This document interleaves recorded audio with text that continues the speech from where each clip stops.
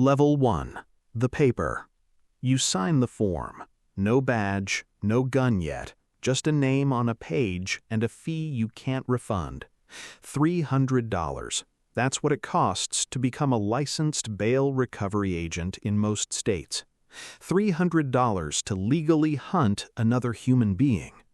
You take the required course in a strip mall classroom above a check-cashing store. Fluorescent lights, folding chairs, a retired agent teaching you the difference between a bail bondsman and a bounty hunter, and why the law treats them almost the same. You memorize the rules, what you can and can't do, where your authority starts, where it ends. Your first assignment isn't dangerous, it's boring. A guy named Mateo skipped a court date, shoplifting charge, nothing violent. His bail bondsman wants him back before the bond gets forfeited. $10,000 on the line for the bondsman, $200 for you if you bring him in. You get his last known address, an apartment above a laundromat on a street that smells like fabric softener and exhaust. You knock, no answer. You wait in your car for 4 hours drinking gas station coffee that's gone cold twice. You watch the window. You watch the stairwell. You watch a stray cat cross the lot 3 times. At 11 p.m., a light turns on. You knock again. This time, footsteps. The door opens 2 inches. A chain lock rattles. Mateo, I'm not a cop. I'm here to bring you back to your court date. That's it. He's shaking. Not because you're scary, because he's scared of everything now, of losing his job, of his kid finding out, of a system he doesn't understand closing in on him. You don't cuff him. You don't need to. You drive him to the courthouse yourself the next morning. He thanks you in the parking lot, voice cracking, like he expected something much worse from tonight. You get paid $200. It feels like nothing. But something in your chest just shifted. You just found people for a living, and you were good at it. Level 2. The address book. Word spreads fast in small bail bond offices. A good recovery rate is currency. You get a second call, then a third. You buy a skip tracing subscription, public records, utility hookups, old phone numbers, court databases most people don't know exist. You learn how people hide without knowing they're hiding, how a change of address form, a new cell plan, a cousin's spare room all leave a trail if you know where to look. A woman named Priya missed her hearing, assault charge. Not a saint, but not a monster either, just someone who panicked and ran instead of showing up. You track her to her sister's house in another county, 40 minutes from where the bond was posted. This time there's a locked door and a raised voice behind it. You don't go in alone. You call another agent for backup, a guy named Reyes who's been doing this 11 years and moves through a doorway like it's routine. He teaches you your first real lesson. Never corner someone with no exit, he says. Cornered people don't think, they just swing. You learn to leave a way out, even for people you're catching, a hallway they can retreat into, a window they can see. Something that keeps the moment from becoming an explosion. Priya comes quietly once she sees there's nowhere left to run and nobody's shouting at her. You make $400 that week, split with Reyes for his time. You buy a used vest, not body armor, just something that says you're serious, something that makes your hands feel steadier when you knock. Your family asks what you're doing for work now. You give a vague answer, contract recovery work. Nobody presses further. It's easier than explaining that you hunt people for a living now. Level 3. The first run. Every bounty hunter remembers the night someone runs. Yours happens on a Tuesday in a neighborhood of identical rental houses with identical chain-link fences.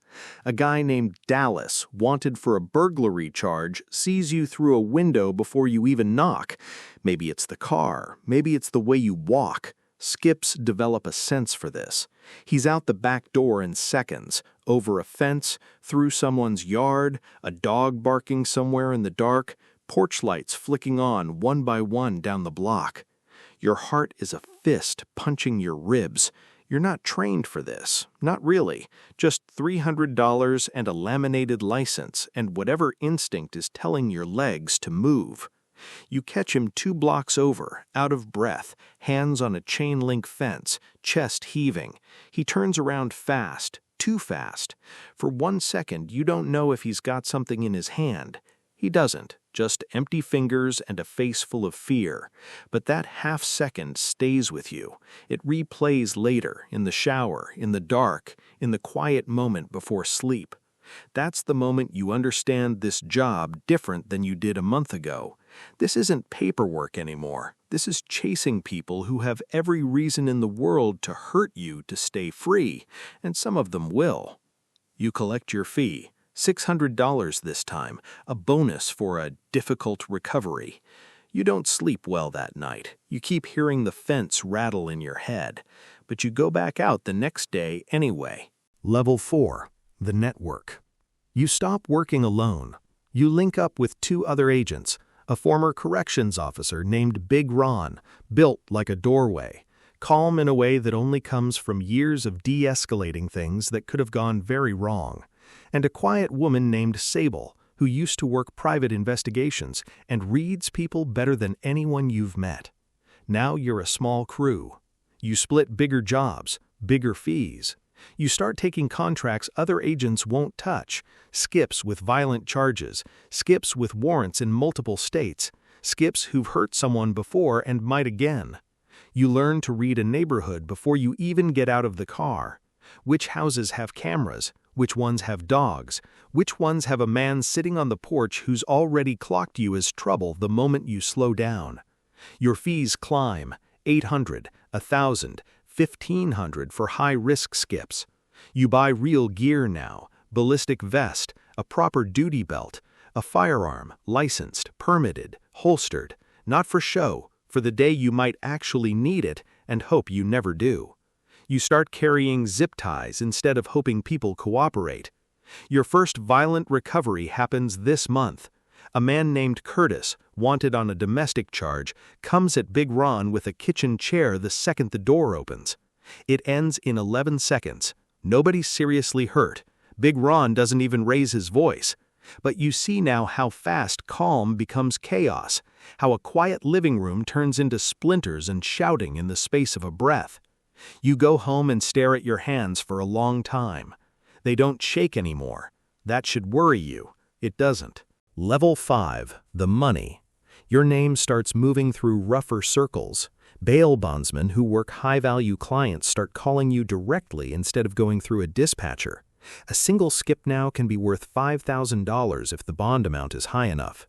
You take a case involving a man who skipped a $250,000 bond. Fraud charges. Smart, careful, well-funded. Not the kind of skip who runs out a back door in a panic. He's not hiding in an apartment above a laundromat. He's hiding behind shell companies, rental cars under other names, hotel rooms paid in cash, a life engineered to leave no fingerprints. You spend 3 weeks on this one case. You learn to think like an investigator instead of a chaser. Public filings, old business partners who talk more than they should over coffee, a pattern of small habits he can't quite give up. You find him at 6 a.m. leaving a 24-hour fitness center in another city, gym bag over his shoulder, still thinking he's invisible. He doesn't run, he just looks tired, like he knew this day was coming and had simply been postponing it. The bondsman pays you $7,000. You buy a better car, you upgrade your apartment, you start eating at restaurants where you check the prices before you order, then stop checking. For the first time, this job pays like a career, not a side hustle. But the size of the money starts attracting a different type of client. People who don't just want skips found, people who want other things found too. Level 6. The gray contracts. A man in a suit meets you at a diner, not an office. Corner booth, coffee he doesn't drink, a folder he keeps one hand on the whole conversation. He's not a bondsman. He works for a private firm that does asset recovery and corporate location services, vague words for a job that isn't always legal in the way bail recovery is legal. He offers you triple your normal rate to locate a man who owes his client money, a lot of money. Not a bail skip, a debt. No court order, no legal backing, just cash and an address he needs by Friday. You hesitate. Then you think about the rent, the car payment, the vest that cost more than your first month's fee ever did, the crew that expects you to keep bringing in work. You take the job. You find the man in 9 days, using the same skills you've always used, just aimed at a target with no warrant attached to his name.